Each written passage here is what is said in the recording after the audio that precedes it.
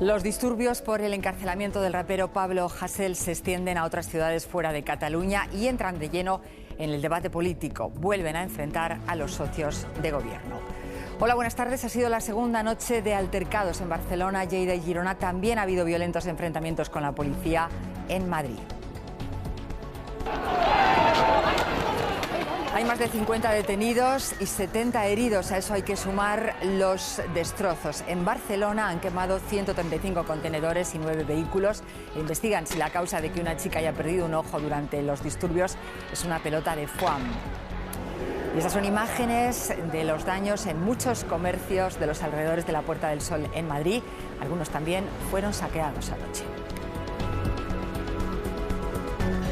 Durante los disturbios, el portavoz de Unidas Podemos dijo en Twitter que apoyaba a los jóvenes antifascistas que están pidiendo, dijo, libertad de expresión. Un mensaje que ha desatado las críticas de la oposición, que acusan a Unidas Podemos de alentar la violencia. También críticas de la parte socialista del gobierno. Nadie por ir a una manifestación tiene que quedar mutilado y nadie por ir a una manifestación debe recibir fuego real, como hemos visto en los últimos días. Una cosa es defender que una democracia sea exigente con la libertad de expresión y otra cosa muy diferente es alentar. Señoría, esto es lo que ustedes lo condenan. Esto no es un ladrillo, que está obsesionado con los ladrillos. Esto es un adoquín de la calle y le han tirado las fuerzas y cuerpos de seguridad del Estado. Es la respuesta de Isabel Díaz Ayuso a Más Madrid y Unidas Podemos, que no han firmado una declaración institucional de condena. El PP pide la destitución de Pablo Iglesias por alentar los disturbios. Nueva sentencia contra el rapero Pablo Hasél. La audiencia de Lleida confirma otra condena de 2 años y medio a Hasél por amenazar a un testigo de un juicio contra unos guardias urbanos de Lleida. Esta pena podría sumarse a los 9 meses de cárcel que está cumpliendo por enaltecimiento del terrorismo. Validado el Real Decreto Ley. El Gobierno ha sacado adelante por la mínima el nuevo complemento por hijos de las pensiones. Lo ha hecho con la abstención de Esquerra y de Bildu. El PNV, el PP, Vox y Ciudadanos han votado en contra. Consideran que perjudica a las familias con más hijos. El nuevo complemento pasa a ser una cantidad fija, casi 400 euros al año desde el primer hijo. Son imágenes de la protesta de los hosteleros en Toledo pidiendo ayudas directas para hacer frente a las pérdidas por las restricciones. Y más de 1.500 hosteleros, entre ellos algunos chefs muy conocidos, se han unido en una demanda contra el Estado, al que reclaman 65 millones de euros por el cierre de bares y restaurantes. Las medidas de protección para acceder a la planta donde se fabrica el antígeno, el principio activo de la vacuna, son muchas. El ambiente tiene que ser lo más limpio posible. Y de una estancia a otra cambia la presión. Sí, estamos entrando en una sala blanca de la industria biofarmacéutica con una presión negativa diferente a la del vestuario y a la de la antesala, para asegurar que ningún microorganismo pueda salir de aquí. Un espacio lleno de tanques que a simple vista pueden parecer iguales. O sea, que son 2 tipos de tanques distintos con 2 actividades distintas. Son como 2 zonas diferentes dentro de la misma sala: cultivos y almacenamiento y procesado. En estos bioreactores se da a ese cultivo las condiciones óptimas para que los microorganismos proliferen. Se obtienen 1000 litros por semana. En el final del cultivo tenemos una mezcla de células, virus y nuestra proteína que queremos seleccionar. Con lo cual esto es parte del proceso. Finalmente tendremos que seleccionar la proteína, apartarla y concentrarla, y eso sí que va a ser el antígeno puro. 3 litros de antígeno que servirán para cientos de miles de vacunas. Ha sido el primer paso de este grupo empresarial en el mundo del coronavirus. Yo recuerdo cuando esto empezó en el confinamiento en marzo, todos nos sentíamos impotentes y no sabíamos qué hacer. A nosotros un mes después nos vino la posibilidad de ser algo o de hacer algo para ayudar en esta pandemia y no lo dudamos y nos pusimos a ello. Para ponerse en marcha tuvieron que renunciar a una parte de su negocio. Ahora trabajan también en el desarrollo industrial de 2 de las vacunas del CSIC. Lo que hacemos aquí es, partiendo de una cepa del laboratorio del CSIC, desarrollar las diferentes fases de la vacuna hasta que pueda ir a humanos. Aquí ya están preparados los viales para las 2 primeras fases del ensayo clínico de uno de los 2 proyectos, el que lideran Mariano Esteban y Juana Riaza. Pues vamos a ver esas primeras dosis. Desde julio hasta aquí tenemos ya todo esto listo, y en los próximos meses, si todo va bien, habrá vacuna. Lo que nosotros pretendemos es que si no llegas el primero, llegues con la vacuna mejor. Desde hace meses en estas instalaciones trabajan intensamente unas 14 personas para hacer que las vacunas españolas contra el COVID sean una realidad cuanto antes. Es mucho más gratificante ahora mismo saber lo que puedes llegar a formar parte en la ciencia desarrollando una vacuna contra lo que estamos viviendo ahora mismo. Por eso en cada vial, además de la vacuna, irán grandes dosis de esperanza. De pueblo tranquilo y desconocido a epicentro del tsunami que sigue asolando Europa. Hace un año, un primer contagio, el de un joven de 38 años, prendió la mecha en Codogno. Fue como despertarnos en una pesadilla, recuerda el alcalde. En apenas una semana eran cerca de 900 los positivos, 21 fallecidos. De un día para otro todo cerró, la vida se detuvo y cambió para todos. 50.000 personas de esta y otras 11 localidades del norte de Italia fueron confinadas. Era el primer bloqueo fuera de China, las primeras colas en los supermercados. Fue muy duro, era algo impredecible, nadie sabía cómo lidiar con ello. Por el miedo a lo desconocido, el aislamiento, las pérdidas, no hay quien no tenga un fallecido cercano. Mi padre fue uno de los primeros en morir, nos dimos cuenta de la gravedad de lo que estaba pasando. Estaba sano, en una semana se fue. Lo cuenta el dueño de esta fábrica de piezas de automóvil.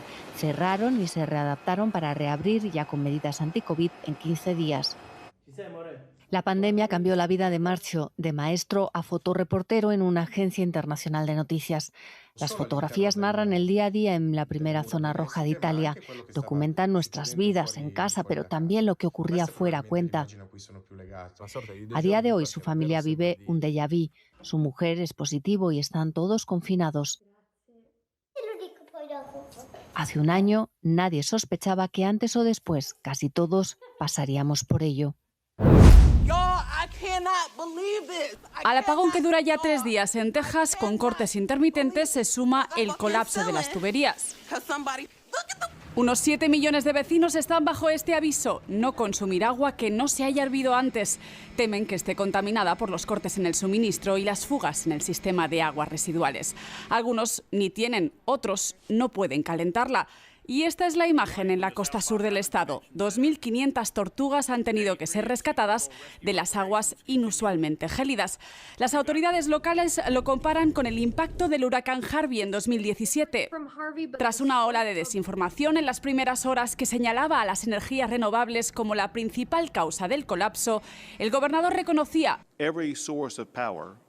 todas las fuentes de energía se han visto comprometidas. De hecho, los fallos en las centrales de energías fósiles han tenido mayor impacto. El gobernador señala a este hombre como responsable, el director de la cooperativa que regula la red eléctrica. Nuestros esfuerzos para prepararnos ante temporales invernales como este no han sido suficientes, reconocía.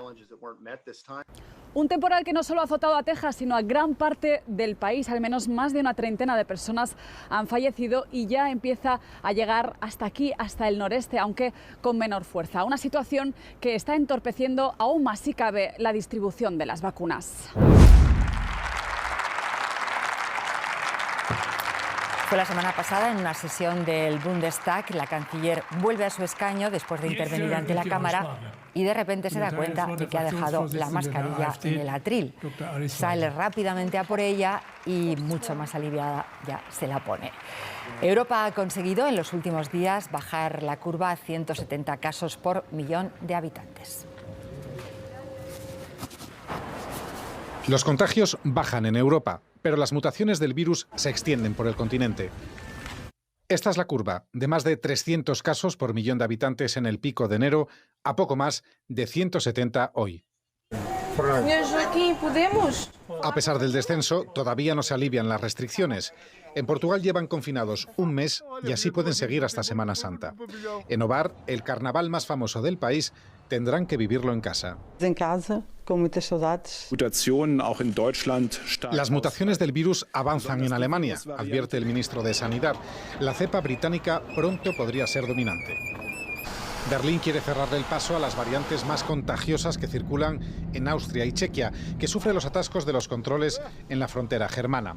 La desescalada en Alemania queda para marzo y se acelera la vacunación masiva, como la que ha empezado en este velódromo de la capital federal. Pero en vacunación nadie va más rápido que el Reino Unido. Suma más dosis, por encima de los 16 millones, que las administradas por Alemania, Francia, Italia, España y Portugal juntos. Las vacunas pueden explicar el desplome de la mortalidad en el Reino Unido, de 1.200 muertos diarios a 600. Aquí la desescalada no arrancará hasta el lunes. Reabren apartamentos turísticos y hoteles. Los pubs, epicentro de la vida social británica, seguirán cerrados hasta mayo. De nuevo, la escena terrorífica por la que ya han pasado tantos jóvenes en Nigeria, en el mismo centro donde intentan forjarse el futuro. Solo hace 2 meses, 350 niños fueron secuestrados en el norte del país por Boko Haram. Esta vez el escenario es la localidad de Kagara, estado de Níger, en el oeste. Fue en torno a las 2 de la madrugada, hora local, cuando en la Government Science School, que cuenta con 1000 alumnos, entró un grupo numeroso de hombres sin identificar y vestidos de militares. Capturaron a estudiantes, profesores y familiares y huyeron por el bosque. Un estudiante murió por disparos. Inmediatamente después del suceso, las fuerzas de seguridad llegaron al lugar para coordinar el rescate. También se trasladó allí el presidente Muhammadu Buhari para expresar su apoyo a la comunidad. El gabinete del gobernador del estado de Níger le ha pedido toda la ayuda y medios posibles. El norte de Nigeria sufre desde hace años la actividad del grupo islamista Boko Haram y de una rama del Estado Islámico, pero otros grupos armados también secuestran para financiarse con los rescates. La acción de Boko Haram en diciembre terminó con la liberación de los menores pocos días después, pero unas 100 niñas continúan desaparecidas desde 2014, cuando el grupo criminal se llevó a 270 en la localidad de Chibok.